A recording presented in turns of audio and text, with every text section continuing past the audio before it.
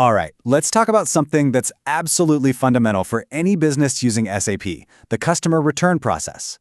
Now, I know it can seem a little complicated from the outside, but I promise you, there's a really clear, simple logic that connects every single step. We're going to break it all down.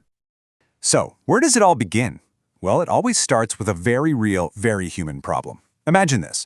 Your customer gets a delivery, they open up the box, and something's not right. The products are damaged. So they do what anyone would do. They pick up the phone. And that one simple call, that's the trigger for this entire, carefully structured process we're about to walk through.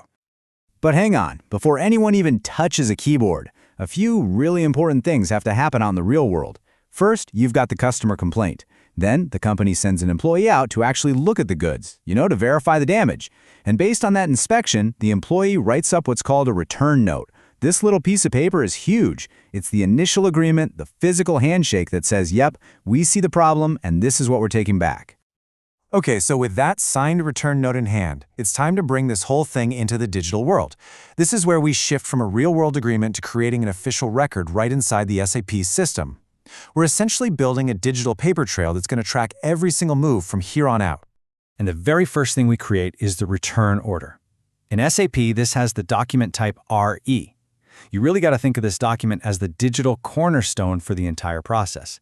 It becomes the one and only source of truth for this specific return. Everything else we do is going to link back to this one document, so getting it right is absolutely fundamental. So how do we actually build this digital foundation? I mean, creating the return order isn't just about typing in some data. It's about properly setting the stage for everything that comes next, from the warehouse logistics all the way to the final accounting. Let's get into the specifics. All right, let's look at the key details inside the system. First, you choose the document type RE. Easy enough, but here's the most critical part. You have to create it with reference to the original billing document. This is what creates that unbreakable link between the return and the original sale.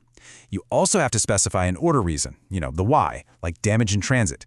And finally, you make sure the billing block is left blank. That's what gives the green light for this to eventually become a credit memo for the customer. So once that return order is created and saved, the system is officially ready for the next phase. We've told it the what and the why. Now it's time to deal with the actual physical movement of those goods as they make their way back to the warehouse. This next bit is all about logistics. A return delivery document gets created, which is basically a heads up to the warehouse team that something is coming back. Then, when the truck pulls up and the items are unloaded, the team performs a post-goods receipt, or PGR. Think of this as the digital handshake that says, we've got them. It officially puts the inventory back into the system. Okay, so we've logged the complaint and the goods are back in our possession. Now we get to what is honestly the most important part of this whole explainer, giving the customer their money back. This is where the real genius behind the standard SAP return process comes shining through. And that brings us to the million-dollar question, the one that really unlocks why this process is designed the way it is. Why on earth does SAP best practice tell us to create the final credit memo with reference to the return order and not the return delivery we just processed? I mean, what's the big difference, right?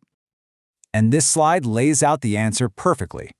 See, if you create the invoice based on the delivery, you're only crediting the customer for what your warehouse physically counted when it came back. But, and this is the key, if you create it based on the order, you are crediting the customer for the quantity that was initially reported as damaged and agreed upon in that first return note. And you know what? Sometimes those two numbers aren't the same. So here's the bottom line. Your promise to the customer was made the moment your employees signed that return note. You promised to credit them for what was damaged at their location. That's the agreement. The system is designed to make sure you honor that agreement, which is captured in the return order, not just what happened to show up at your warehouse.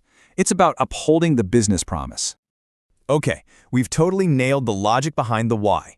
So let's wrap this up by looking at the final step, how this all gets reflected in the company's financial books.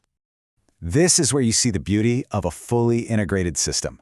The second a user creates that return invoice and hits save, bam! SAP automatically generates the necessary accounting document in the background. It's completely seamless. No one in the finance department has to lift a finger to make a manual entry. So what does that accounting document actually do?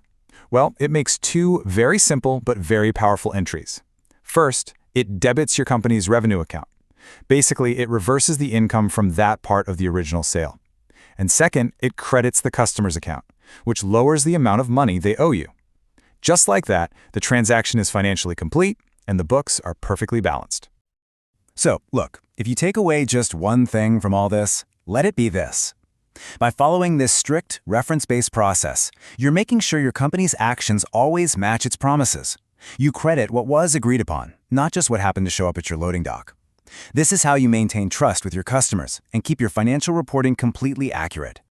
And that kind of leaves us with one last thing to chew on. We've seen the right way to do it, but what happens if a company cuts corners here? What kind of arguments with customers, what kind of inventory nightmares or audit problems could pop up if you start crediting the wrong quantity? It really makes you appreciate just how critical a solid, logical process like this truly is. Definitely something to think about. For more videos, please like, share and subscribe the channel SAP Gyaan.